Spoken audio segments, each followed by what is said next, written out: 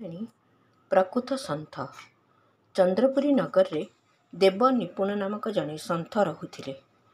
ସମସ୍ତ ନଗରରେ ତାଙ୍କର ସଚ୍ଚୋଟତାର କଥା ଶୁଣିବାକୁ ମିଳୁଥିଲା।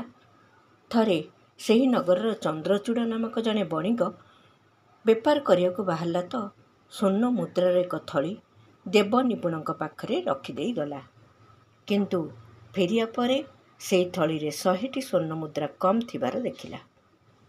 ସେ ଦେବ ନିପୁଣଙ୍କୁ ବହୁତ ଖରାପ କଥା କହି ଅପମାନ ଦେଲା। ମାତ୍ର ଦେବ ନିପୁଣ ସବୁ ସହିଗଲେ, କିଛି ବି କହିଲେ ନାହିଁ।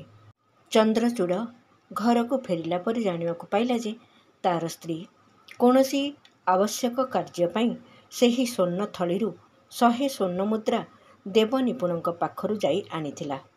ସତ୍ୟର ବୋଧ ହେବା କ୍ଷଣି ଚନ୍ଦ୍ରଚୂଡ଼ କ୍ଷମା ମାଗିବା ପାଇଁ ଦେବ ନିପୁଣଙ୍କ ପାଖକୁ ଗଲା। ଦେବ ନିପୁଣ ପ୍ରସନ୍ନତାପୂର୍ବକ ତାହାର ସ୍ୱାଗତ କଲେ।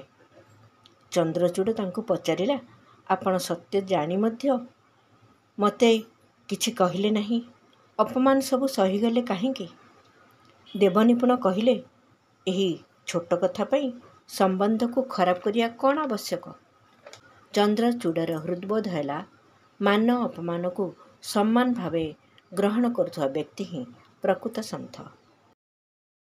ବିଚାର କ୍ରାନ୍ତି ଦୂତ ୟୁଟ୍ୟୁବ ଓଡ଼ିଆ ଚ୍ୟାନେଲକୁ ସବସ୍କ୍ରାଇବ କରିବା ସହ ପରବର୍ତ୍ତୀ ଭିଡ଼ିଓ ପ୍ରାପ୍ତ କରିବା ପାଇଁ ବେଲ୍ ଆଇକନ୍ ଦବାନ୍ତୁ ଏବଂ ବିଚାର କ୍ରାନ୍ତି ଦୂତ ଓଡ଼ିଆ ଫେସବୁକ୍ ପେଜ୍ ସହ ଯୋଡ଼ି ହୁଅନ୍ତୁ। ଧନ୍ୟବାଦ।